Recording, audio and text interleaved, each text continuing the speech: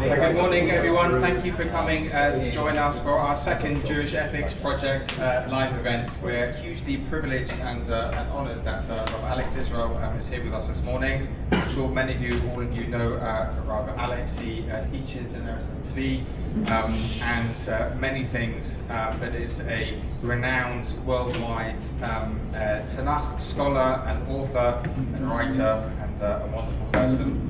Who's come to speak to us this morning and guide us through thoughts around the ethics of war. So over to you, Rabbi Alex.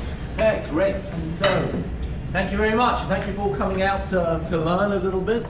I'd like to dedicate our learning in the memory of the Chayalim who have been killed over this weekend. 5 Chayalim were killed in Lebanon over this weekend. Very difficult to still see such extensive losses amongst our Chayalim. And if we're talking about war ethics, I think that should be in the foremost of our minds as we're talking about this. So, and as I said in my introductory words, but not everybody was here, I think this is a very important topic. There are many people in Israel. There is, of course, an ethical discussion to be had about this war. We all understand the severity of our enemies' genocidal aspirations. We all have witnessed what happened on the 7th of October, and we are fully aware that there is not a second when they are not our enemies who are omdim aleinu l'chalotenu. That was true then, in ancient times. That was true. It's still true today, which is like it's still a little shocking. And yet, as we are at war, one of the questions is, how do we conduct ourselves in a way that might be considered to be ethical and to uphold the values of the Torah.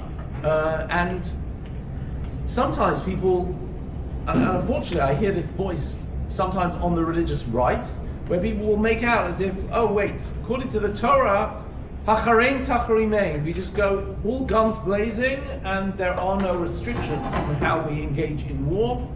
And maybe you even heard at the beginning of the war comments like, you know, our enemies are Amalek, and once you call people Amalek, there would seem to be a pretty extreme way of dealing with them. On the other hand, what we're going to do today is look at the laws of war in the Torah, and to my mind, and what I'm going to try and present together with you, is an understanding that at every stage of the war, there is an ethical dilemma, and ethics is never left behind. It is not some sort of liberal or secular or non-Jewish implant, right? Some people even suggest a Christian turn the other cheek implant into Judaism, but it is hardwired into the very fabric of our Torah, and therefore, and by the way, I'm not going to draw any practical implications of army policy here.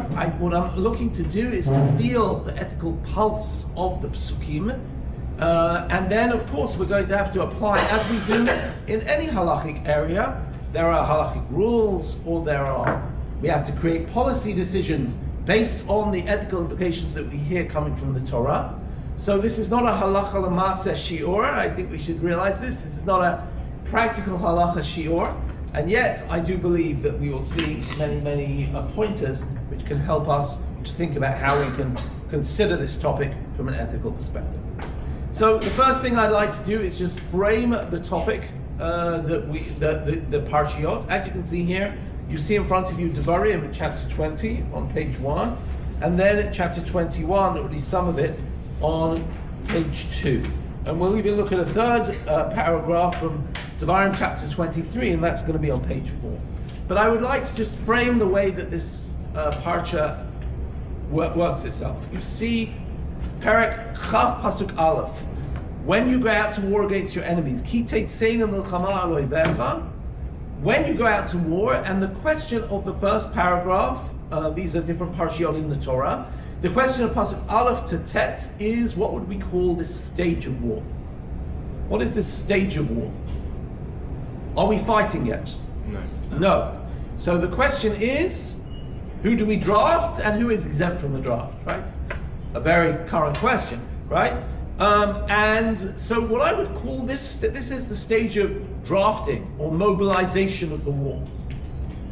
Before we start fighting, it's about mindset, it's about who is going to be fighting and who is not.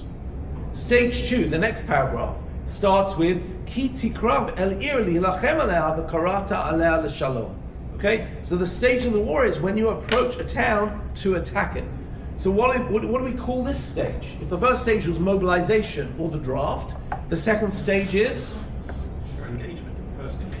engagement, right? Rules of engagement. When do you open fire? When do you not open fire? What is a legitimate target? What is not a legitimate target? Is there a possibility of offering peace, or do we just go in and attack? So this is rules of engagement, okay? The third stage, okay, is what you see in Pasuk Yutet. Again, these are all divided in the Torah itself, according to the Masorah, as separate paragraphs or separate parshiot. The third stage is Pasuk Yutet, verse 19, okay? Ki tatzur al ir yamim rabim le'nachem aleh le'tovsa. When in your war, you besiege a city for a long time to capture it. So this is a stage where the war has been going on for a while, and we're in a siege situation, where we have a prolonged war, and now the question is, how exactly are we going to act in a situation of prolonged war? Right? I don't know, this is sounding a little too close to home, all of this, but that's exactly my point, right? We're living through these things. By the way, I'll also say, to a certain degree, even though war is an absolutely terrible thing, there is something quite unbelievable that as a return, that we are living, I think, in a privileged state of return to statehood, where we actually have to engage in these questions. For many centuries and millennia, these were hilchot de Mashiach, these were halachot which Jews couldn't actually practice, and I think we are very glad that we have the opportunity of self-defense and the ability to defend our people, and yet it doesn't come without severe questions. Okay, if we keep going, you will look at the next parshiot, chapter 21, what I call D, right? Chapter 21, verse 1. What's this about? This is the odd man out. This is the exception. What's the story here? What would you say this parsha is about? So this is the parsha of Egla Arufa, which deals with an unidentified corpse. Unidentified corpse. This is dealing with a case of homicide, right? This is a case where somebody's getting killed, but not on the war front. This is a case of homicide on the home front. Interesting question. Why is this here? We'll talk about this in a second. And the last parsha in this sequence is Ki teitzei lemilchama al oivecha u'natanecha Hashem Elokecha biyadecha b'shavita shivyo. When you go to war against your enemies, the Lord makes you victorious, right? God gives you victory. And now who do we deal with? What? Captives, right? Prisoners of war. What do we deal with after the war's over? With the human fallout of war. So what I simply want to show is that the way that the parshiot are working, they are going in a succession of the order of war. We've got mobilization, we've got the war itself, rules of engagement, then we have the prolonged war, the protracted war, then there's this homicide story, which is an interesting, what's that doing there? And then we have the case of prisoners of war. Okay, beautiful. So that is, that's just framing to understand that the Torah is actually dealing with this. These aren't a random collection of parshiot. There's something very logical progression here.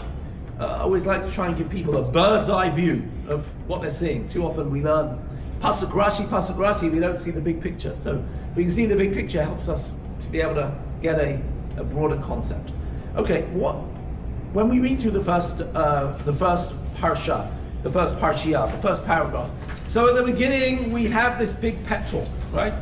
You see people who are stronger than you. Loti ramehem, ki Hashem Elokecha mach. God is with you, and the Kohen gets up. Interesting that the priests are involved in the war front. We might think that the priests stay in the temple. I'm not going to deal with the role of the priesthood, but it's something to think about. Priests aren't meant to be kings. They're not meant to be in government, but it seems like they actually function here in a motivational function, where they are there to give people a sense that God is with them. And he says, don't be scared, don't be afraid, Pasuk Dalet, Ki Hashem Elokecha holech imachem, lilachem lachem b'moivechem, le'oshia etchem. Right? It's always nice when the Torah decides to quote the prayer for Tzahar. Right? You understand what that? Okay, so there we have it. Okay, now. So we have the pep talk, but now we get to the stage where people get exemptions, it would seem.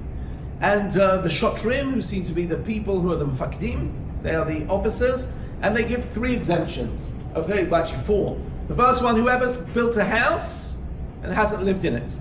According to the Ramban, by the way, the Ramban says this is the source of the idea of a Chanukhat Habayit. I don't know if anybody's made a Chanukhat Habayit, but it says, Mi ha'ish asher bana bayit v'lo chanacho. Right? So the Ramban derives from that the notion that, well, if you make a new house, you really should do a Chanukah Habayit. Now, of course, the question is, how do you do that? But, okay, is it only in Israel? Is it anywhere? Right? Interesting question. But okay, have you made a house and not lived in it? Have you built a vineyard and not drunk the wine? Have you betrothed a wife but not yet married her? And is there anybody afraid? And the question is, why do we allow people to have these exemptions? So what did you come up with in the commentaries? Right? We actually, there's a difference between Ibn Ezra on the one hand, and I put here Rashi and the David Hoffman on the other. Okay, so what could be the possible reason if somebody is betrothed and they're called up to war, and then they say, wait, you haven't married, you're engaged, and therefore you can be exempt. What would be the reason for that exemption? Mine is preoccupied. You're preoccupied. What is that? You want to have kids and stuff. You immediately want to go back home. You want to be at war. You mean the guy? The guy does. Okay, exactly. So one of the worry is that this guy is preoccupied, right? He's busy all the time, even they're planning an attack, and he's busy WhatsApping his beloved and saying, oh, hopefully I'll get out for the weekend, right? And his mind is totally not on it. In fact, it might well be that even if there's something, he's looking forward to his wedding, right? And he's looking forward to being with his beloved, and it might even be that if there's a dangerous attack, he will not quite be as fierce because he's got other things on his mind. In other words, if we go with this line, right, that's the Ibn Ezra, by the way, I put it on the bottom of page 2, right, where it says, his heart and all his desires for the dedication of his house, v'lo milchama. He's not thinking about the war. He's worrying about his, whether the countertops have arrived for his kitchen in his house, okay? And he's busy phoning the contractor and saying, did you manage to solve the plumbing problem, right? So he's not really thinking about war. And he says, and more than that, he's focusing on the home front, not the war. He will flee and cause others to flee. In other words, this is to make our army meaner and leaner, right? It's actually that we want soldiers who are focused, and that everybody else who we think might be distracted, we're not interested.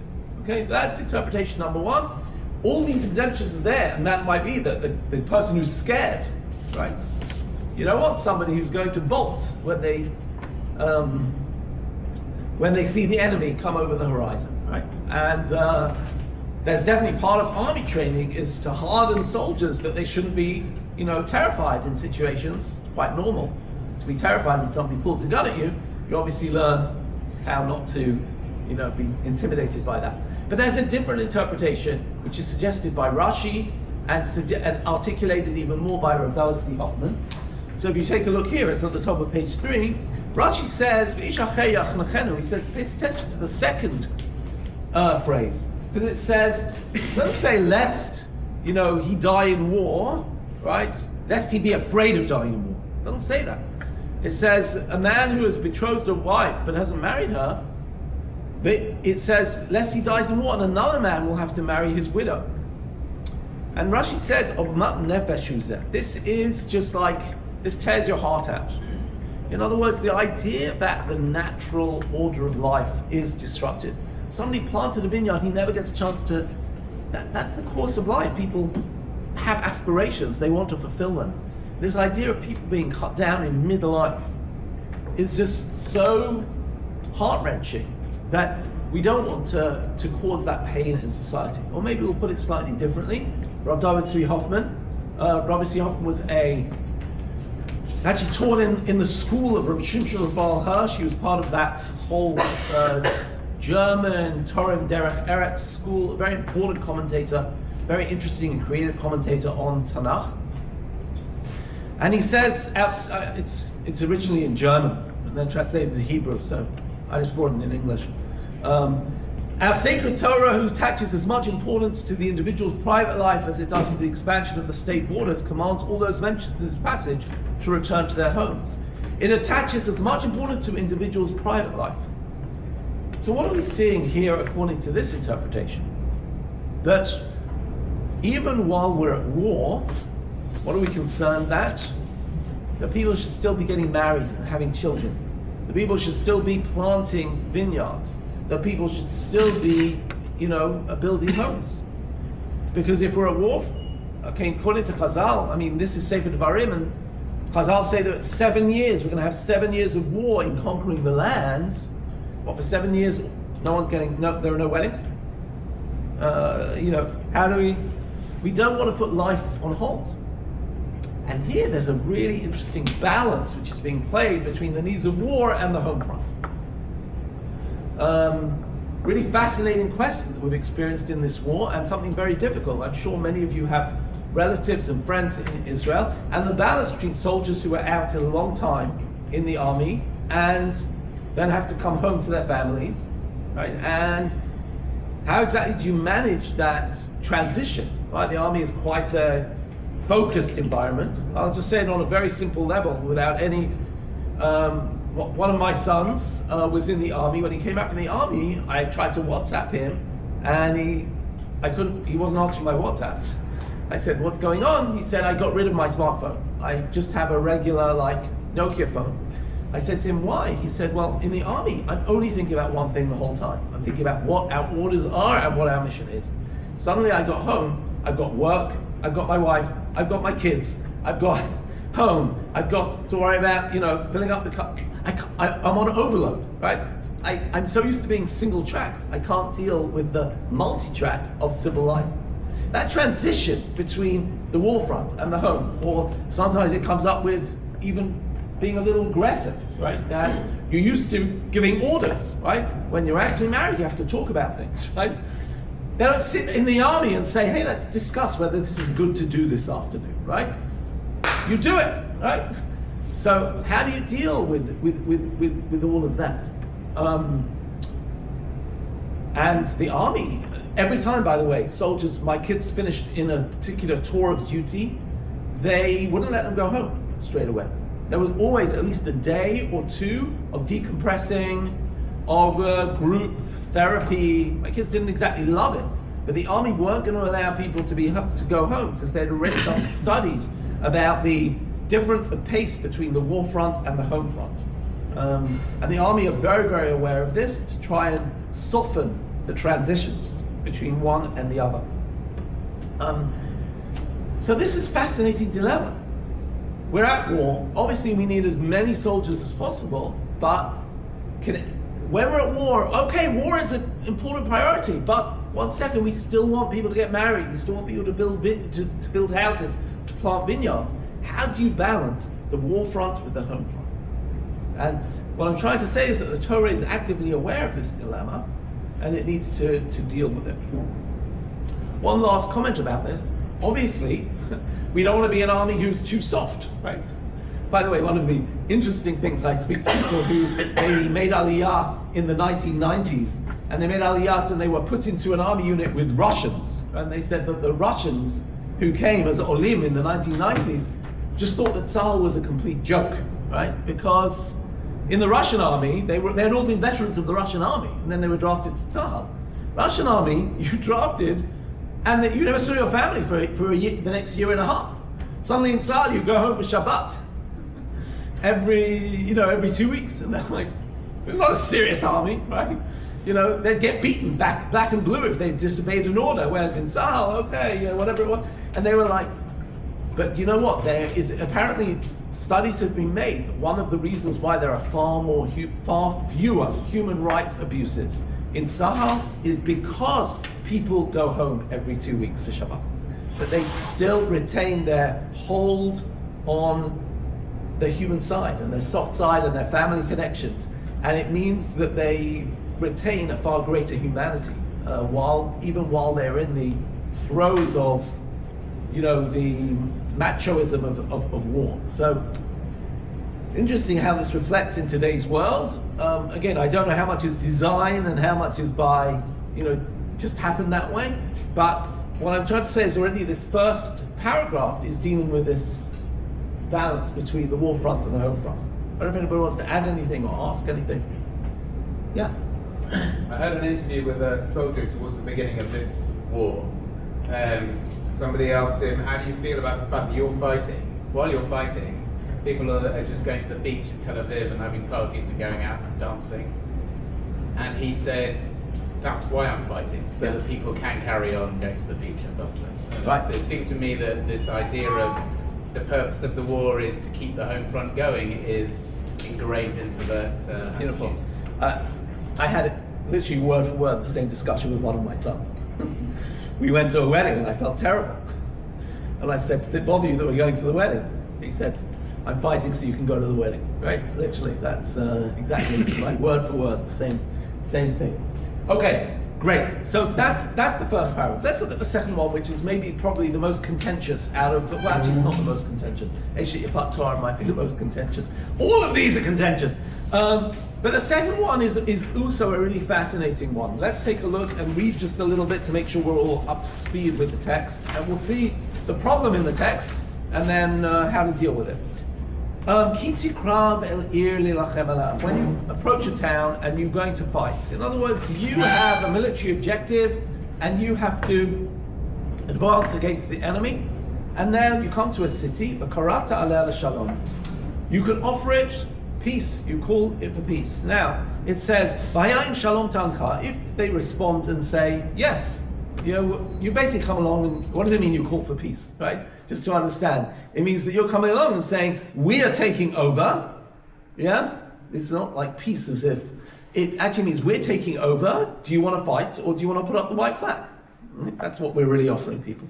So we say, we won't kill anyone if you put up the white flag. So it says, if they offer peace and let you in, then they will all be taxed by you and they will serve you. Now I just want to explain that this is doesn't mean they're going to be scrubbing the floors of your kitchen and they're going to be, working for free as gardeners. There was a very well-known arrangement in the ancient world called a vassal agreement, a vassal treaty, VASSAL, whereby if you were a stronger power, you would come to a weaker power and you would say, we're taking over.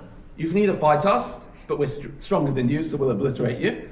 Or the other option is, we will allow you to have your own autonomy. You can run your internal affairs, but you have to pay taxes to us, and we are controlling the international politics. And if we need you for the army, we'll draft your men for the army. But we're in charge, but internally you can control everything you like. And that was a well-known arrangement. All right? This is true. You see many examples of this. Sometimes, by the way, a good example of this is when the Arameans come along against Shomron, and they say to King Achav, right, are you happy with us being in charge? And you will serve us. And he says, fine. But then he tries to go further, and Achav says, no. Or a classic example, another example is in Shmuel Aleph, Perek, I think it is. I can't remember. Perek Yud Aleph, I think it is, where Nachash, the king of Ammon, comes along and he says, will you serve me? Yes. He says, well, my one condition is that you gouge out your eyes, right? One of your eyes, right? If you want to be, I want to humiliate you. I want to. And they said, wait, we're not sure we're going to do that. The idea that you will pay your taxes, that's okay. But you want to actually disfigure us? No way, right? And then actually Shaul comes to save them, and that's Shaul's first successful war. So there were arrangements like this. So basically what they're saying is, we can come along to a city and say, we're stronger than you. We don't need to kill anyone, but we're going to be in charge. Okay, now, it says, now what happens if they're not going to make peace with you? But if they don't want to make peace with you, and they're going to fight you, they're going to go to war with you, then you can besiege the city, and God will give the enemy, if the God delivers the enemy in your hands, when you do that, you should kill all the men. In other words, all the fighting men. right? But you will take the spoils of war. Okay, so you're meant to kill the men, not kill the women. But now here's the critical line, which is going to cause a lot of trouble. Okay, this is how you should act with nations far away. Pasuk Tetzayin, Rak me'armei ha'amim ha'ela, she'Hashem Elokecha noten lecha nachala, lo techaya kol neshama. But in this land which God is giving you, this land of the land of Israel, you cannot leave anyone alive. You're meant to kill everyone. Hachareim tacharimeim. You should utterly destroy them. Why? Because we're worried that if the domestic population is in place, we are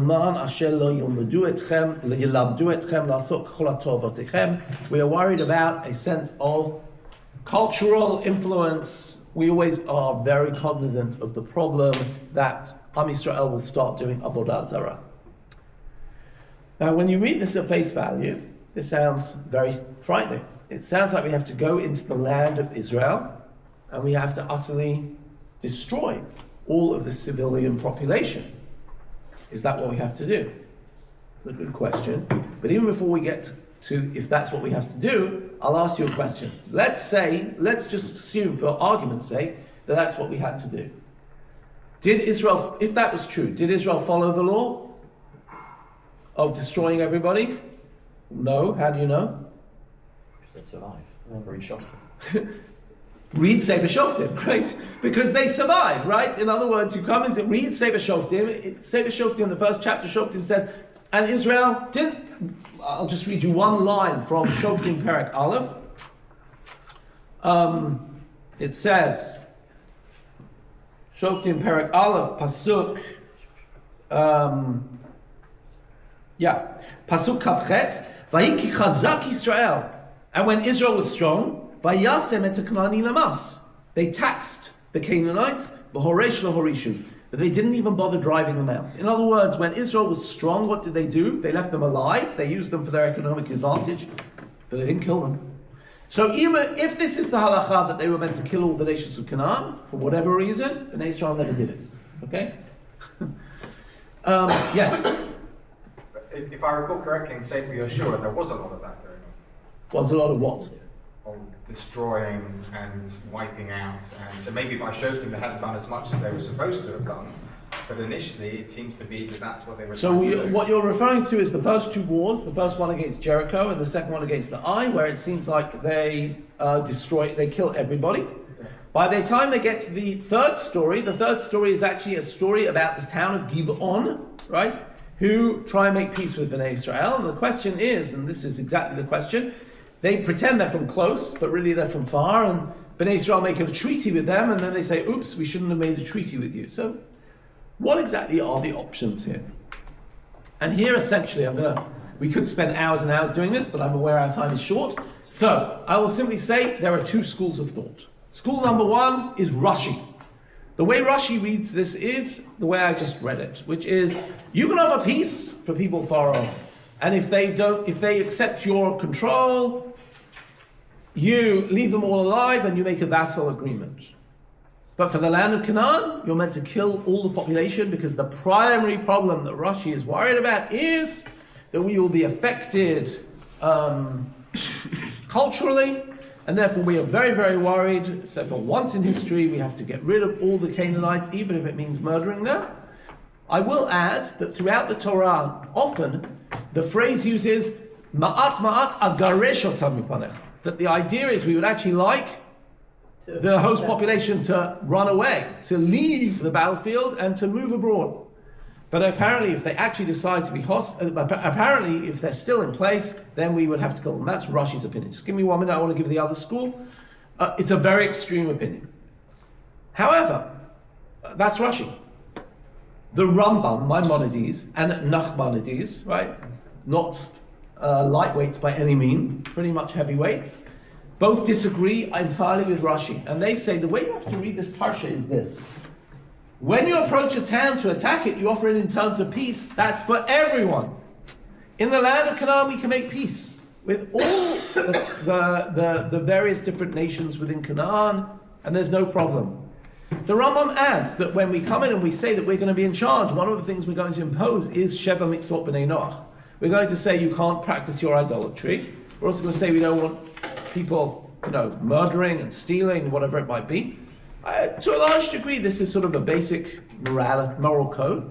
But we let the people run their own autonomy, and we say, well, we're coming in, we're taking over,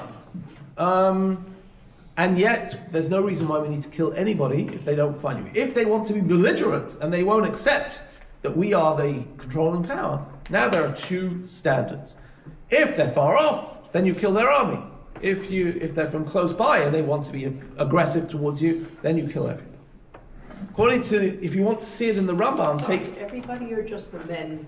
No, from the close, then you kill everybody. Well, I assume the assumption is they're not accepting your terms, right? So they're not going to give up their host culture in any way, and therefore they're hostile, right? And then, so it's still very extreme, but you can take a look at it in the Rambam. I put it here. Look at source number 6. War, whether a milchemet harashut, a war of expansion, or a milchemet mitzvah, a war of defense or capturing the land of Israel, should not be waged against anyone until they are offered the opportunity of peace. As Deuteronomy states, when you approach a city to wage war against it, you shall propose a peaceful settlement. And he continues and says, it's forbidden to lie when making a covenant, or to be untruthful to them after they've made peace and accepted the Sheva Mitzvot B'nai Noach. So we have to be honest. Joshua sent 3 letters to the Canaanites before entering the promised land. First letter, he said to them, whoever wants to leave is welcome to leave. You can flee. Second message, if you want to make peace with us, we'll make peace with you. Third, he said to them, if you want to fight, we'll fight. And this is the approach which is adopted by Rambam and by Rambam. Okay. Now again, we have, and then I'm happy to take questions. We have a lot of different facts. On the one hand, one thing which is not in question is that Israel have been told this is a land they're taking over. They're taking over the land. The question is how to deal with the ethical questions behind it. Now, one of the things the Torah tells us is, Lo tichrot lahem v'leloheim brit. We don't want to make a covenant of equals with their religions. We don't respect their religion. I will add that the Torah is very pedantic to say that the culture of Canaan is very, very degenerate. It talks about their degenerate sexual practices, their degenerate witchcraft, and their idolatry, which included human sacrifice and all sorts of other things. If you're not sure what I'm referring to, I'll just give you the reference point, which is Vayikra chapter 18 and Devarim chapter 18, right? Easy to remember. And the Torah also intimates that they are not particularly particular when it comes to human life, murder, and what have you. Having said all of that, those are the dilemmas at stake. But here, whereas I think there's a common misconception that Rashi is the only option, that we came into the land of Israel had to destroy the whole civilian population. There is certainly here the first line, when you come across a city, you offer them peace. There isn't a good reason to kill anyone, okay? Unless they are belligerent towards you, they won't accept your control, right? I understand this is one-sided. This isn't, kumbaya, let's all join hands and be friends. This is a situation where Israel are conquering the country. But this is the situation. You had a question? So according to Torah, were we commanded to commit the genocide in Gaza after 7th October according to these? So first of all, you would have to. First of all, Gaza is not. We argue that there are no 7 nations of Canaan, right? That's point number 1. Point number 2. Interestingly enough, even in the Tanakh, right? These laws would probably apply in the generation of Yehoshua. In other times, for example, there were the Philistines in the land, right? Actually, in the area of Gaza, one of their cities was Gaza, Ashdod, Ekron, Gat. We actually don't find Israel engaging in a war against the Philistines unless they need to, right? So, for example, King David had to push back the Philistines because they were occupying the hill territory of the land. We find military altercations between Samson and the Philistines. But it doesn't sound like they all say, oh, hinani muchanu l'kayem mitzvat shiva amamim, and they go to war because there's a religious obligation. It's always on a political national defense category. So it's actually an interesting question. Let's even go with the Rambam version, right? Did they ever, apart from the generation of conquest, is this seen as a mitzvah l'dorot? We never see that sort of attitude. Or at least I haven't. I don't see it from my study of Tanakh. So, I would argue that the questions about Gaza don't come from here. The questions of Gaza come from probably questions of what do we consider to be reasonable for the protection of our country. Call it pikuach nefesh or milchemet mitzvah, and then the attention to civilian life. Right? So I don't know if that fits within this rubric of the 7 nations of Canaan. Yes? When a town accepts peace, and so they're autonomous internally, but we control them, is there not a question about the risk of revolt and then how that would be suppressed? Exactly. And here the Torah doesn't say a word. So I guess the Torah gives a lot of leeway. I remember seeing one particular article about this where they actually said the Torah gives no rules of war. It just gives a frame. You're right. What happens what's bound to happen is at a certain point they're going to revolt against you because the next generation will grow up and they'll say, we don't want your power. What do you do then? Right? So nothing, it's not related to. But you're 100% right. It's sort of inevitable that's going to happen. Yeah. And then what do you do? So kill all of them. Well, how does anybody deal with revolt? Exactly. How would any culture deal with it? And some of the details, we can see the fine print is not articulated here. Yes? Which brings the question on whether we should be looking into a halakhic framework at all to deal with a political question. Okay, so I think that's a beautiful question, right? Is halakha, right? A lot of people, there was a point at which I was thinking of doing a PhD in the Talmud department of Bar Ilan University, and my mentor for the PhD turned around to me and said, well, why don't you write about the laws of war? Because it's an area of halakha that has not been written about for 2,000 years. Yeah. So many other areas, and it's actually become relevant now, right? So it's an interesting question. Where does halakha have enough depth to enable to create wars? So 2 questions, right? This doesn't kind of, so modern warfare, this doesn't mandate from the type, what happens in modern warfare. So as we know it, modern warfare, the ones we've witnessed, you wage war to a certain point, you negotiate first, and if they give in, they do. Once you start war, you put pressure on the on your opposition until they give up. But you don't then go and kill all their men. So you use war as a tool to exert pressure, and that's not mandated here at all. Here it's a binary thing. You do negotiate at the beginning, and if they don't accept the negotiation, then sort of all or nothing situation. So the result of not okay. That's number one. Number two, which is much more challenging, is that if one of our problems with Islam has been that our experience of Islam was that we were in their land, subjugated to them. We were free on some level, but we had to. We nowadays, when we look back at those times when we lived in Islamic land, we say they didn't give us true freedom. We were dhimmi.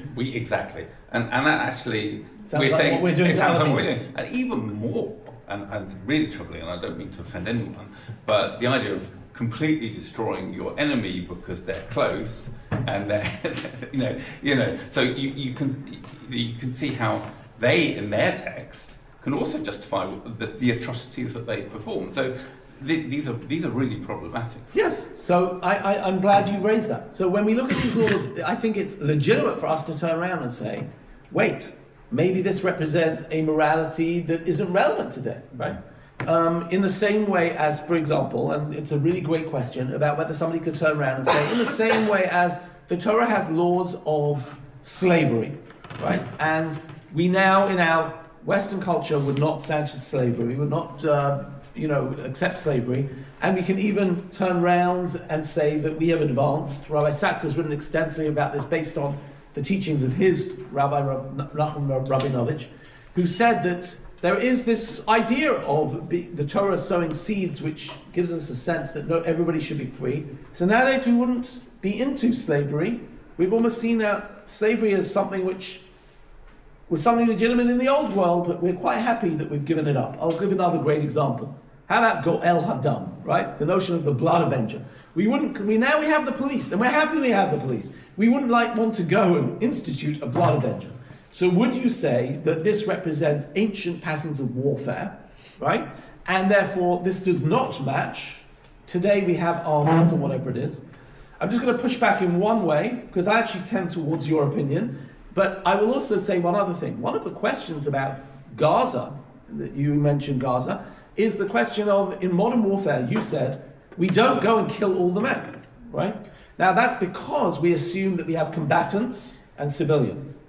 One of the claims that have been said by a lot of my children's and my children's friends is that they went through Gaza and they went house to house to house to house because they were looking for the hostages. And literally when you go through a neighborhood and in every second house you find weaponry, missiles, bulletproof vests, grenades, they come to the conclusion, they walk out of there and say, nobody here is an innocent civilian, everybody here is part of the war effort. Now, by the way, I'm going to say something which please don't take in the wrong way, right? I think the same was true in 1948 in Israel, right? In other words, in Israel also everybody's a milumimnik, and also in Israel, in our kibbutzim, we know all the stories about the people who would help with the illegal immigrants, taking them off the boats, and everybody, this person who hid weapons from the British. In other words, when you have a whole ideological, I don't hold them, they have an ideology, it happens to be they want to kill us, but what do you do so we have this very stark in Western world difference between combatants and civilians. In the ancient world, maybe that wasn't the case. The question is, and what are the implications of that? I don't know how to answer that question. The question here is relevant here is aren't we allowed to stop the war halfway through and let some of them live, which doesn't say, or do we have to kill all the army in Gaza? We have to get rid of the entire Hamas.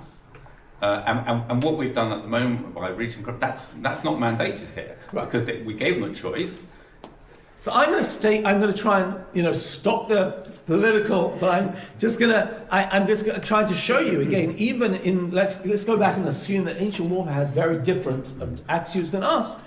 I'm just going to leave it at this: that there is this really interesting discussion about the possibilities of peace.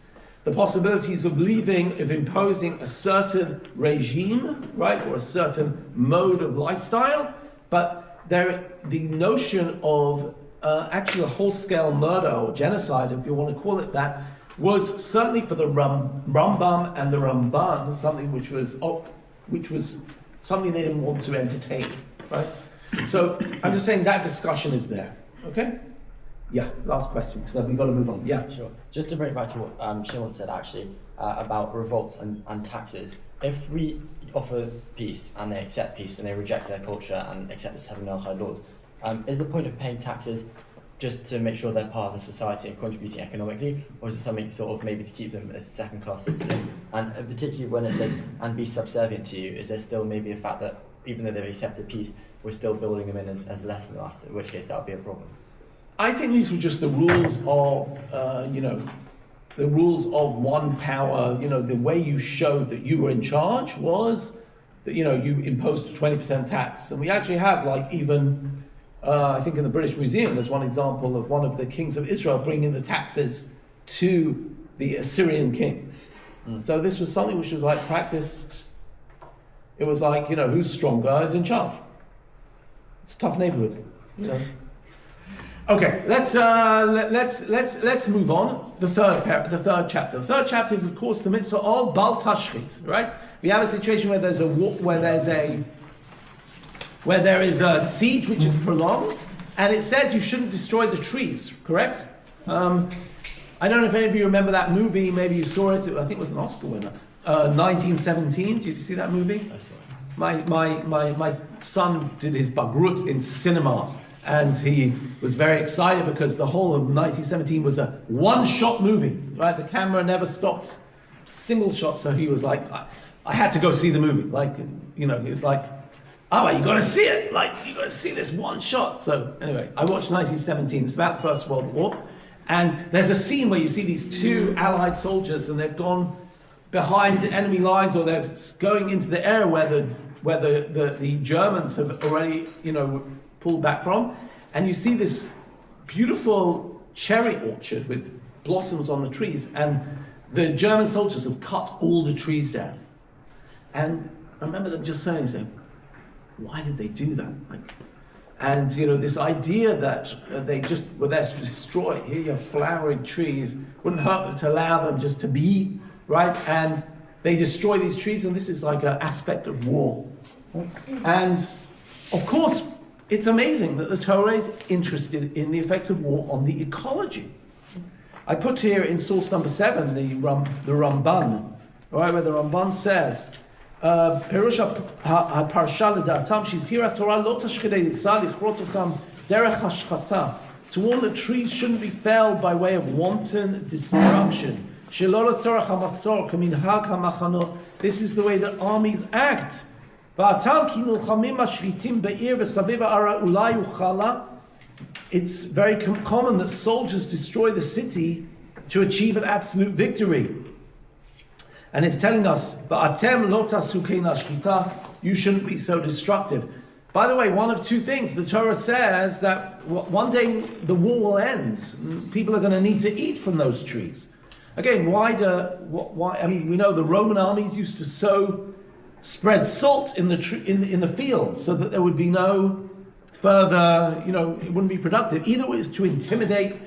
First of all, it could be just an expression of anger. People are so frustrated being at war and away from my family and away from everything that maybe they were just taking it out, we'll just burn everything in our wake. And so just destroy because you can. Or the idea is to intimidate the enemy, that they should be standing in their siege and see their fields being burnt and their trees being cut down and be demoralized, right? But the Torah is saying, listen, this war will end at some point. And people are going to need to eat from these trees. So it's not reasonable to do this. I find it so interesting that the Torah already understands the frustration of a prolonged war, the erosion of people's human sensitivities in the war, and how we deal with it. Okay? I'm going to skip Parsha 4, we'll come back to that, but let's just deal with Parsha 5, the Eshet Tifat Toar. I think this is relatively well known, but I'll just... Eshet Tifat Toar tells us a situation in which where there is a war camp. One of the soldiers sees a beautiful woman, he takes her from the war camp, and he decides he wants to marry her. He needs to give her a 30-day period where it says that the Gilchai Rosha, she cuts her hair. Maybe the question is, does she cut her hair or does she shave her hair? Right? V'astatzir praneha. Again, what does that mean? Does she cut her nails or does she do her nails? Right? And ubachta et avia ve'etima yerach yamim. And then she cries for her family for a month. And after that he can marry her. And she should be his wife. If he changes his mind, right? He's not allowed to sell her. He's not allowed to keep her as a maid. He has to return her back to her people. Seems like a terrible parsha already. By the way, Rashi says, the Torah doesn't like this, but it allows a loophole for this. But I'd like to actually say something about this parsha in real terms. If you read the newspapers from time to time, I remember first being more aware of this after the Syrian civil war. And I saw an article in the New York Times which spoke about a terrible problem in all of the refugee camps in Jordan and in various areas of Syria. That the state of women was actually in a terrible state. Many of the men had got killed in the civil war. And now you had refugee camps and you have women, maybe a mother and her children, and now they have no ability to earn any money. And what was happening in this situation was terrible problems of prostitution and abuse of women, because these women without a man in the house, and suddenly they were phenomenally vulnerable. They also had no means of subsisting, and this is what they have. And I've seen this. I read an article very recently that in Gaza as well, right? Did you see that report a while ago? In Gaza, there are families, again, in which the man of the house has been killed in the war, and the women go to Hamas and say, we'd like some of the international aid that is coming in, and they say, fine, but only if you will trade sexual favors for this, and horrible situation of abuse. So I want to simply point out that the problem of the vulnerability in the post-war situation, whereby there are many women whose husbands have been killed or have been detached from their families, just the very notion that the Torah is relating to this, to me, is very real, Paul. It's very real.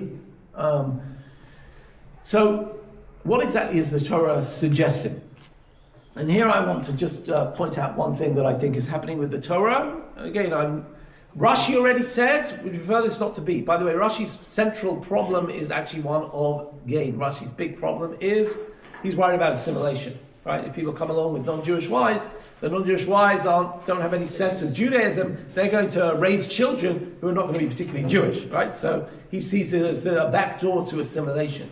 And therefore he says, you actually put this woman through a situation whereby you will actually not be particularly attracted to her. He wants to claim that you take this woman and shave off her hair and make her look unattractive, so that within the month the person will say, oh, that was a really bad idea, right? I want you to also imagine a situation where many of the men going out to war, just like now, are married. Think about a person who's married and suddenly bringing home a wife from war. He's not allowed to be intimate with this woman for a month. I hope in a month, right, his wife has persuaded him that she really doesn't want another wife, right? But let's just point out one thing about this story. In this particular story, this man who sees this woman from the front, again, I'm fully willing to suggest that in ancient warfare, maybe this woman thought that this was probably her best chance of having a life. There's only one option. And by the way, the Ramban actually claims that this is a rehabilitation for this girl. It says, you take off her clothes of her captivity, she's hasn't changed her clothes for months, she's been in a war camp, give her a fresh set of clothes. What is Bastak Tibronea? Let her get a manicure. What's Vigil Chat Rosha? Give her let her style her hair. Give her a sense of respect, but still give her a month to transition. That's the Ramban. But I'll simply put it this way: according to the Torah, one thing is not allowed. You cannot take a woman from the war front and use her as, please excuse me, some sort of sex slave or some sort of sex object or what it might be. There's only one option, and that is to marry her. And marrying a Judith means she has the full right of being a wife. She is an equal. She is a member. She actually has to undergo giur, obviously, in other words, because she becomes a member of the Jewish people. And then a husband and wife have full responsibilities. What are you not allowed to do, right? You're not allowed to be intimate with her if you're not married to her. You're not allowed to change your mind and then have her work in your kitchen. You're not allowed to sell her on the slave market. Okay? So I believe we put this in the following situation. We have a situation at the end of the war of complete turmoil. Lots of prisoners of war who have nowhere to go. And the temptation, I'm sure in many societies, was for people to take a woman and use her either as a slave. And what it seems to be happening is, and again, you can go in two directions. Rashi says we're trying to turn him off ever marrying her. The Ramban says we're trying to give her a little bit of space to be. But whichever way, I would say one thing: the Torah doesn't allow in any way the continuation of treating this woman as a refugee, slave girl, blah blah blah blah blah. If you want her to take her as a wife, she is a wife with everything that means. Okay, no sex slaves, no slaves or anything like that. You can return her back to the slave camp and she'll have to fend for herself. But if she remains part of the Jewish people, then she's got to have a full status as a wife, as a Jew, etc., etc. Now again, does this accord with the way we would treat prisoners of war? 100% not. Okay, 100% not. But I'm also aware, even in today's ethical world, of all the abuses that are taking place in Syria, in Gaza, etc., etc., The Torah is dealing with a situation which is a very hard situation and trying to cope with it. We might not, I think if we have to put ourselves back in that situation, it's in some middle ground. Comments? Yeah. Just what strikes me is this is very uncomfortable because, as always, the Torah is showing us a very countercultural view to what was happening at the time. So you talked about it being a very depraved culture in Canaan and why we didn't want these things to happen. But unfortunately, you've given examples of what happens today. And the challenging thing is we have this fiction that we're so civilized today, but what you described is happening in certain cultures and in certain religions and in certain jurisdictions. And the fake news that's being used to demonize what's happening in Israel, I'm sure there's some bad behaviors, but that's different to institutionalized bad behaviors. Right. So, by the way, here the Torah is creating a mechanism to deal with a very regrettable situation. Well, I'm almost saying, it could be far worse. It's not ideal, right? But in that situation, the Torah is a step up from where it could be, right? And to my mind, in that regard, I look at the Torah and say, wow, the Torah at least has an ethical conscience, understand that this could be absolutely terrible, and is trying to actually institutionally create a certain situation, right? Which is certainly many ethical stages higher than how it could be if it was bad, right?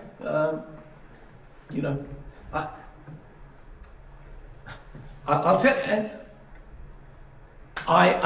you a story about my sons told me of something that happened in Gaza, right? I said to them, what do you do when you get to a house in Gaza? Because when they went into Gaza, they had to stay inside Gaza. So they would stay in people's homes.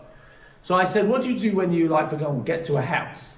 So one of the things he said to me was, when we decide we're going to sleep in that house that night, what we actually do is we go into the kitchen and we take all the plates and we take them and we smash them on the floor.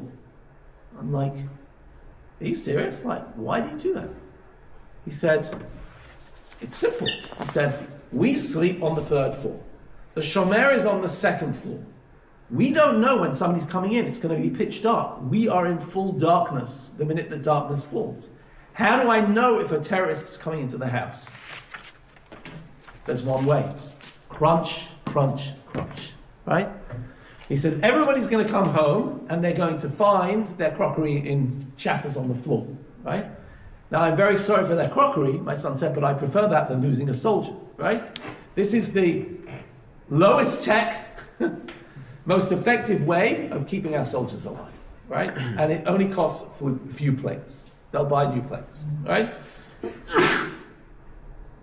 It's war, right? It's war, right? How do we deal now? You could say, wow, this is actually very clever and brilliant and saves lives, and thank God they do that. Or you could say, oh my gosh, right? Everybody's going to come back in the house and say, who are these completely disgusting Israeli troops who are doing this? And what I'm trying to say is, and I think you're also relating to it, that war is a very harsh situation where it's not easy. Life and death are on the scales the whole time.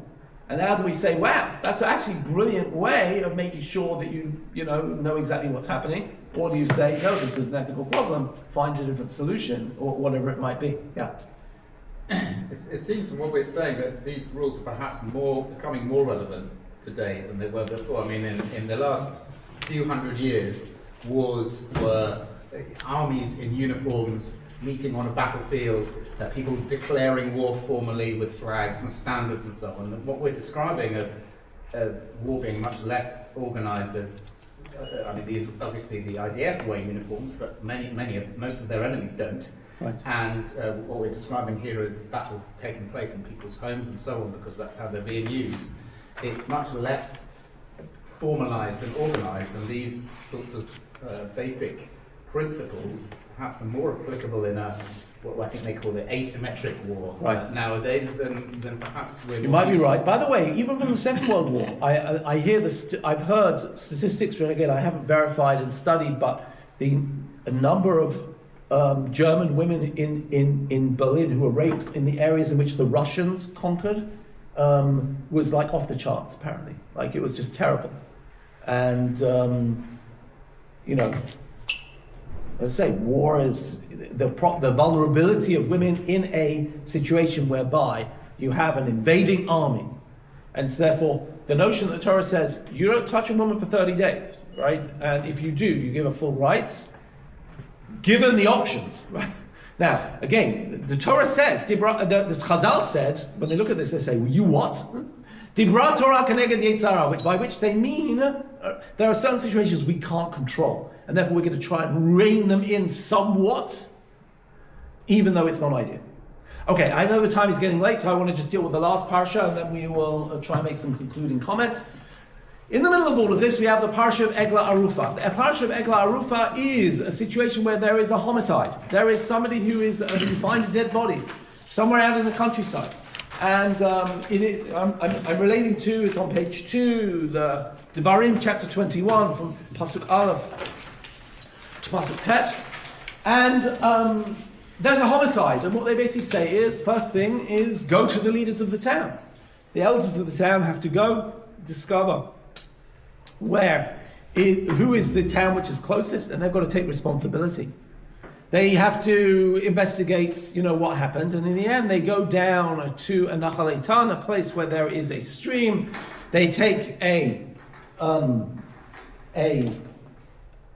young a calf, that's the word I was thinking for, and they actually break the calf's neck. They don't slaughter the calf, right, from the front of the neck. They actually break the neck of the calf from the back, almost like enacting a murder, right?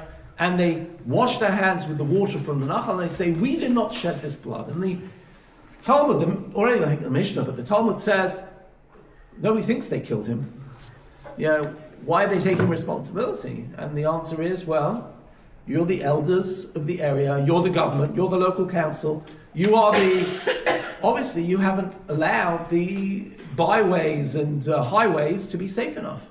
If murders are happening on your watch, you have to take responsibility. Now you aren't responsible, we know that, so therefore you're going to do an expiation ritual, you're going to do a ritual whereby you say, we're not responsible.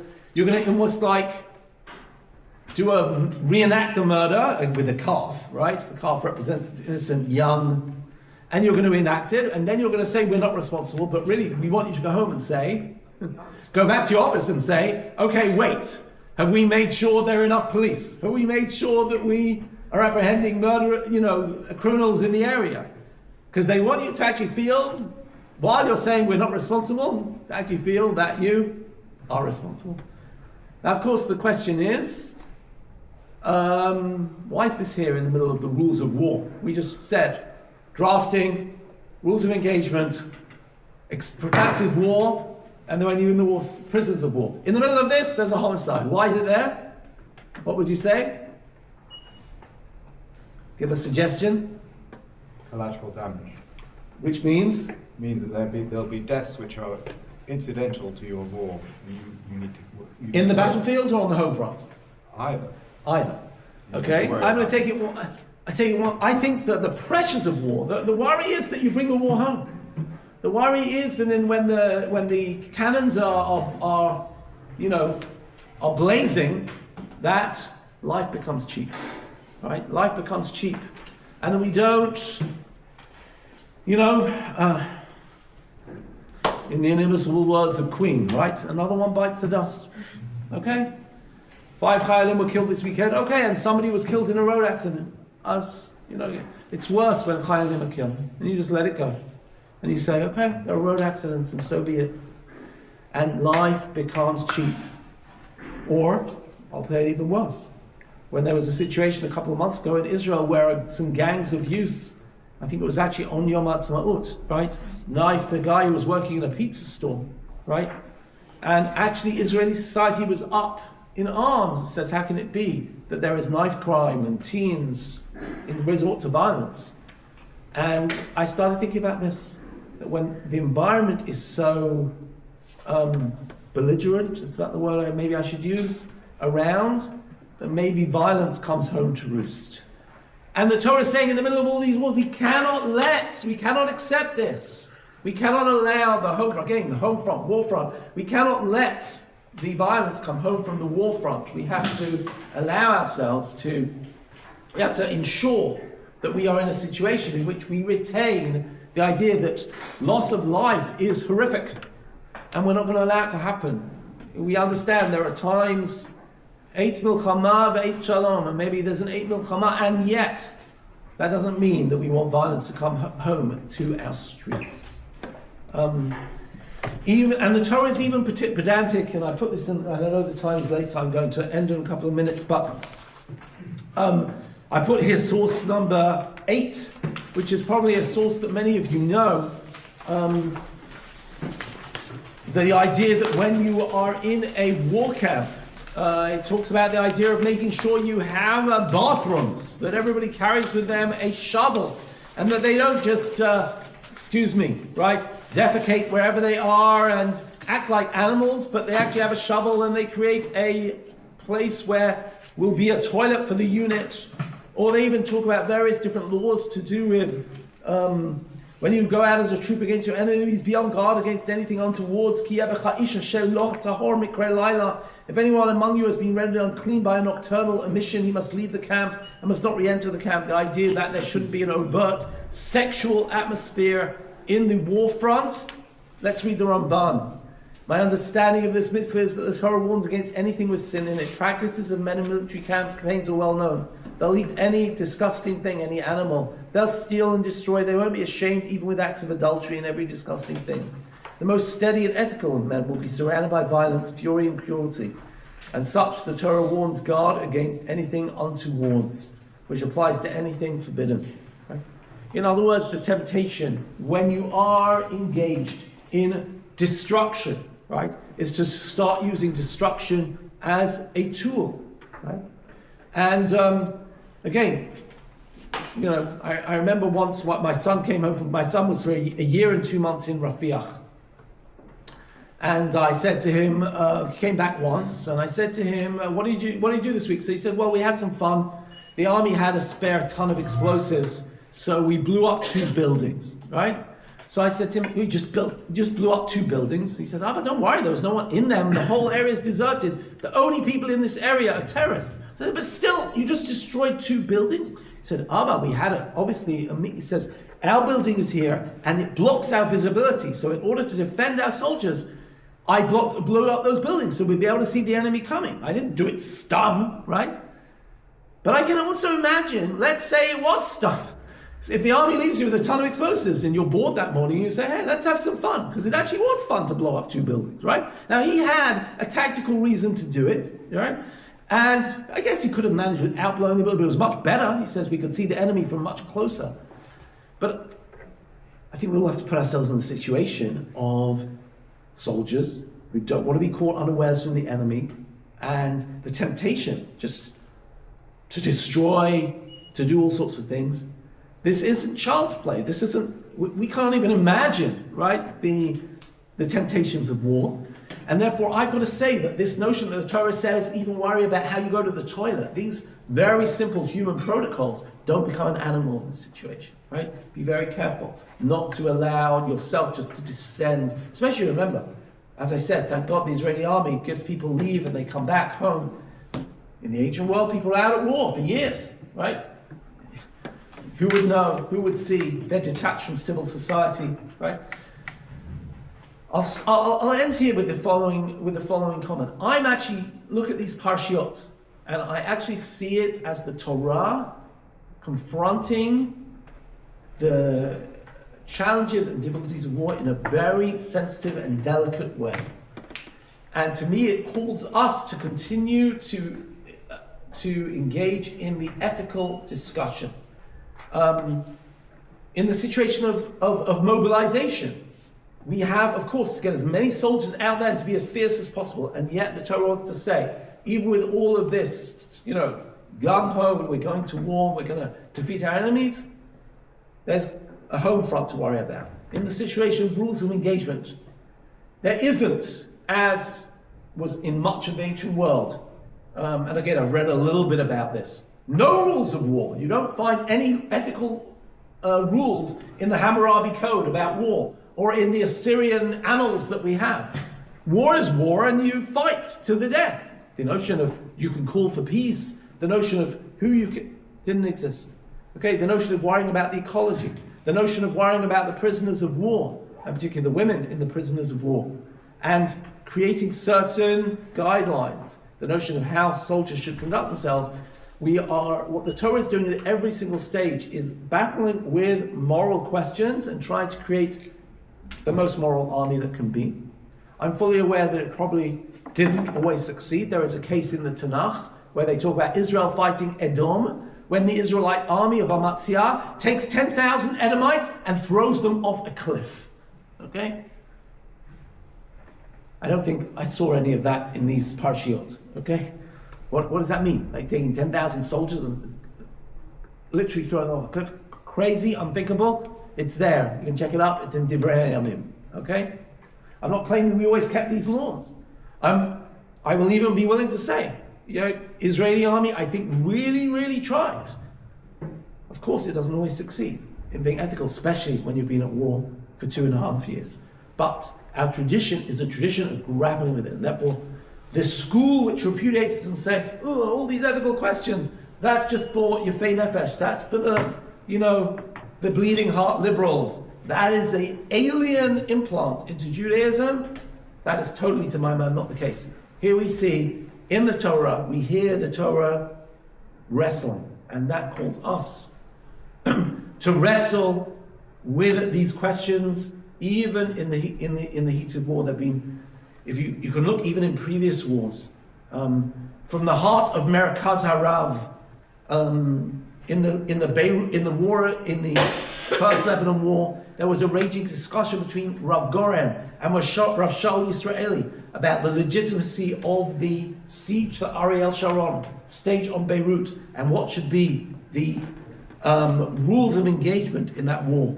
Therefore, we have a long history going back, articles written in 1948, in 1953, in 1956 about the questions of Tohar Neshek. What is the way to use arms in the most ethical way? And I think it's incumbent, especially on the religious community, to be able to engage in this discussion. I'm not saying how the discussion should go, but I think this discussion we need to have more and more, especially as the war continues. Thank you for wrestling with the questions with me. I have hopefully left you with a lot of open questions. That is why we're very, very lucky that we have lots of articles and lots of mafarshim at our disposal. So if any of the particular parshiot that we discussed today, right, grate on your moral sensibilities and sensitivities, good. Good. As we say, idach zil gemor, right? There is still much more to learn. We have only scratched the surface of this, but thank God there is a lot of literature on these particular parshiot. Go and investigate, go and research, and I think it's also legitimate sometimes to have questions on parshiot of the Torah. We are meant to really try to be Mamalech Kohanim v'Goy Kadosh, a people who are ethical, who shine an ethical light to the world. War is devastatingly horrible, but we still need to try and engage in these questions in these times. Thank you. We should know peace. I maybe should have left a last question or two. I think that's what one does. We got time. As long as yes. people would like to Sorry, say. this point about collateral damage, which I tried to yes. bring into Eglah Rufa, it does seem a very important point in modern warfare. And I wonder if you see anything one can learn from the sensitivities of these parshiot. Well, the way I read the Eglah Rufa thing, as I said, is that I get very worried about the violence, tension. Society is wound up, right? I mean, Israelis are always tense, right? But I think even more, people's emotions are frayed. And if you add into the mix the very tense political situation that we've had from the days of the legal reform even to now. So if you add a very intractable and difficult and very polar political situation, along with 2.5 years of war and strong emotions. No, I get that. That does make sense. Is what the Eglah Rufa might teach us. But is there anywhere else one can derive lessons about collateral damage. You mean? The extent to which you have to take into account the possibility of civilian casualties when you're Civilian casualties when you're waging war. And it does seem that women and children have a special status. Oh, for sure, 100%. And by the way, I actually just read an article today by in a journal. I've actually got it in my bag. Show and Tell. So this is a journal of called Deot. It is an organization called Ne'emanei Torah Avodah, the Torah Avodah movement. It is connected with Kolech, which is the Israeli Jofa in some way. They've now merged and they call themselves Kolenu. It's sort of a liberal, modern Orthodox movement. In this article, Rabbi Israel Rosenson has an article called Torah HaNeshek Mabat Tzioni Dati, the purity of arms, which was a ethic which was developed in the 30s by Beryl Katzenelson, right, from the secular kibbutz movement, right? The purity of arms, that we know we're going to have to fight, but we need to do it in an ethical manner. And he examines whether this is a ethic which is eroding, right? And he speaks about various incidents. For example, in 1953, the Pulot Tagmul, Ariel Sharon's 101 unit, which would go over the border and would try to get rid of terrorists, and the active discussion amongst halachic authorities about civilian casualties, right? And likewise again in 1956, when there was a case with Israeli Arabs and Tzahal firing at Israeli Arabs, the same question which was raised. And he bemoans the fact that there isn't enough discussion in rabbinic circles about this today. He feels like we've become too hardened, right? We've become too ardent to defeat the enemy, and it might be, as we've seen the depravity of our enemies, that we actually feel like, they deserve it. And he's saying, no, we can't let it go that way. So, I would definitely argue that this is a important discussion. Yes? Just on that subject, what worries me, and it's easy for me to say this sitting in the galut, but exactly what you described is happening in Israeli society. I've got family with young families, and you just, why do Israeli society, how do they navigate this constant anxiety and stress and aggressiveness, and what's it going to do for the next generation? Rabbi Lawrence was telling me he had his grandchild come visit last year, and they were playing in the playground around the corner from my house, and she said, "Saba, where's your club? How do we know where to go?" Right. Yes, there is no doubt. Well, first of all, there are many ways in which Israelis are navigating this. I go around to in the middle of one of the bouts with Iran, I go around to my grandchildren, and my little, beautiful, very innocent 3-year-old grandson says, "Sabi, you want to see our mamad? You want to see our seferim?" Right? And I go into this. The first thing he says to me is, "I come." I say, "Sure, I want to see your seferim." We go in, and all the kids' beds are there, and I said, "What do you have in your seferim?" So he shows me the water, and then he shows me the books. He's got a pile of books. What's the first book? I said, "Let's read a book." Hamamad Shel Elad, right? Elad's mamad, right? So they've got these books which help the kids, right? Elad has a mamad. They have fun in the mamad. In the mamad, they sing songs. In the mamad, they play games, right? Do you love your mamad? Yeah, Elad loves his mamad, right? And so the book goes on. And you obviously need these things to cope with a situation in which, one of the most famous Israeli stories is Maaseh b'chamisha balonim, right? You know that story? One of the oldest stories in Israel. It's the story about 5 children. One has a red balloon, one has a blue balloon, one has a yellow balloon, and slowly the balloons pop, and one gets popped by this. And the answer is, Zeh sofo shel kol balloon. Yeah, it's okay that the balloon pops. That's the end of every balloon. And I remember when I thought this was such a weird book, right? As coming from England and raising my Israeli kids. And I said to my wife one day, I said, "Do you understand? This book is a book about loss. This book is a book of coping with loss, which is being given to 1-year-olds. So Israeli society has to deal with these things. Having said that, I do think that we are in a very unusual situation in Israel. And I think things are going to go in 2 directions, right? In lots of directions, right? Some people, by the way, because they feel the moral toll, are leaving the country. I think some people are going to become more belligerent. I will not be surprised at all if Ben Gvir gets, and the opinion polls are going in that direction, gets at least 10 seats in the next election. Because some people are saying, to hell with it, right? And that's just, gloves off. And that is one response. I imagine there will also be an opposite response of people turning around and saying, this is unacceptable for our society. That is why I feel that it is very important that we hold on to both edges. We hold on to our need for self-preservation. We hold our need of our love of our Zionism, our essential need to survive and prosper in a difficult neighborhood, and at the same time, we don't give up on the morality that the Torah is asking us to grapple with. So I'm very adamant about that. But it is difficult, and it could well be that the moral discussion actually does look differently in 2026 than it looked in 2016, and certainly in 1996. There's no doubt that the shetach, the reality, has changed.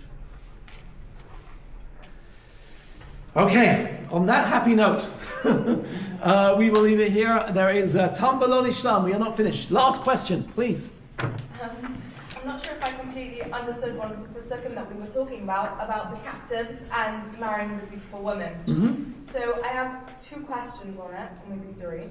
First of all, isn't there a whole thing behind Judaism that you can only convert if you actually want to be Jewish? Right. This woman is obviously, the women that are held captive are finding an escape route. That's obviously not them wanting to become Jewish, more just wanting to survive. So technically then their children aren't Jewish either. Well, I'm not really sure. Maybe they are Jewish. I wanted to know your opinion on it. Okay, so I will say that in the Torah there are actually no rules of conversion. There are no laws of conversion.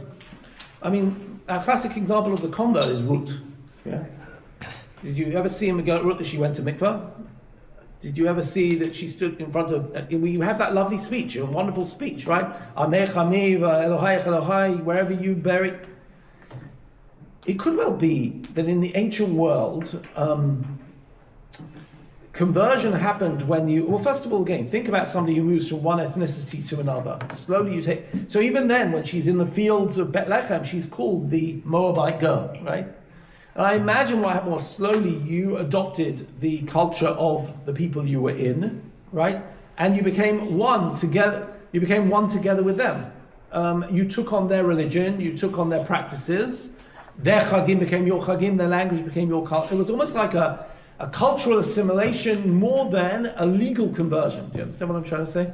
In other words, to a certain degree, what conversion does is it creates a legal mechanism whereby we transfer religion. What happens if before it became a legal mechanism, it was actually almost like, it was like a cultural, there's a great question in Israel today. Let's say there's a Russian immigrant who's not halakhically Jewish, but he's totally Israeli. His parents made Aliyah. He's grown up in Israel. He's only known being Israeli. On Shabbat, he doesn't work, right? He celebrates all the Chagim, right? He's not halakhically Jewish. He serves in the army. He's willing to put his life on the line for the country, right? And one of the questions then he comes along and says, you're not going to let me marry in Israel because I'm not. So we have something called halacha. Maybe in ancient times, that was enough conversion for them. Before halacha crystallized, right? Do you understand what I'm saying? So nowadays, our halacha, we go according to halacha, right? So our halacha basically took the notion of cultural change and said, here's what you have to do. You have to take on the lifestyle of Judaism, which means keeping mitzvah. You have to become part of the nation of Judaism. We're even going to give you a reception committee. They're called the Beit Din, and we're going to go through a formal moment of conversion called Tevilah, right? A spiritual rebirth. And we created that change. It could well be that before halacha developed those mechanisms, it was much more cultural. So now let's go back to this woman. This woman turns around and says, the only future I could possibly have is by marrying that, Israelite man. And that's my best bet. So from now on, I will conduct myself in all aspects, right? As a good Jewish woman. I will celebrate, I will worship in the temple. And maybe that was conversion. Quite depressing though, isn't it? She's completely stripped of her identity. Oh, 100%. Like, it's already saying how they have to trim her hair, pare her nails. It doesn't really sound like a happily ever after that Judaism. Oh, by the way, this woman is a victim whichever way we're going to deal with it. right? And I'm not claiming that this is a happily ever after, although it could end up a happily ever after story, but it's a harsh reality, 100%, right? This is not recommended. What I'm trying to say is, but think about a situation where you're in that aggression of war, right? And the Torah is saying to all the Israelite men, you take your hands off any woman. There's only one way that you could ever have your way with woman A, B, C, and that is you have a month moratorium, right? And these women, again, what chances do they have for the future, right? So, again, I totally go with what Chazal say, this is not ideal. And yes, the woman's rights don't seem to be at the forefront here in this story. The woman is definitely the victim in this story. We can then turn around afterwards and say, wait, if I look at the 4 possibilities of her future life course, right, would be the best of the 4, right? Or would it be number 3 in the scale of 4, right? And remember, women who did not have, in a patriarchal society, a woman who didn't have a husband and didn't have a father to look after was incredibly vulnerable, usually absolutely below the poverty line. Everything worked in family units, so she's in a bad way. And the question is, what do we do in that bad way? What temptations are there? And it might well be this is a concession to human weakness. That's the way Rashi reads it. But you're calling it out 100%, and you're correct to call it out. This is not good for me. This is not. It might be the best of the bad choices, right? But yes. So one more thing. So this is more. I just didn't really understand what the Pasuk was saying. So if the man doesn't want to end up marrying the woman, does she go back into captivity? Okay, so what's her country's in ruins, right? You know, Israel, King David has just destroyed the Philistines, and there are all these prisoner of war camps, right? Or just loads of civilians milling around. So now what? Yes. So it says he can't sell her, can't make a slave market, right? And he can't use her as any sort of like sex slave. Yeah. So he returns her to her people. What will she do next? Good question. But we can't keep her. The Jews can't keep her. Don't give her freedom. What will she do? Go down to Egypt, try and get remarried.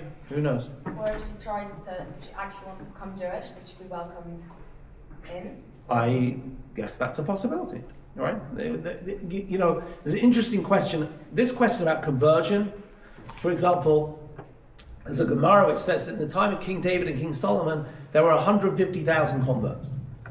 In other words, what we actually call that today is economic migration. This was a time when the Israelite country was on the top economically, sophisticated. They were at the peak of their military power. A lot of people said, oh, I want to be an Israelite. And the Gemara says that they said, okay, no more converts. We're not allowing any more conversion, because they felt the people were only coming for the economic benefits, and because we were the top superpower at the time. Which is like really interesting, right? So the question is, what drove people? In the case of Ruth, she has a personal dedication to Naomi, right? What drove people to switch ethnicities? Right? It's actually interesting. In David's army, we find people like Itai Hagiti. He's from Gat. He seems to be not originally a Jew. Uriah Hachiti, right? So it seems like there were times when, in King David's time, when people were converting, joining the Israelite army, becoming part of Israelite society. I assume it was when times were good, people would want to become a Jew. When times were bad, then the people said, I'm not going to bother with that. But I think in First Temple period, we don't hear of a conversion process. I think it was much more an ethnic adoption. And in Bayit Sheni, they started developing rules of conversion. Conversion becomes a big issue. It's interesting, Ezra, Second Temple, people are intermarrying. And Ezra says you have to divorce your wives. He doesn't say convert your wives. You know why? Because there's no conversion. There's no such thing as conversion. It was basically, if you want to keep your old ethnicity, you're not a Jew. If you if you walk like a Jew, talk like a Jew, worship Hashem like a Jew, then you're a Jew. And then halacha developed mechanisms, legal mechanisms, as with many systems. Okay. So we will leave it there. Thank you all for coming to learn on a Sunday morning. Tis kula mitzvot.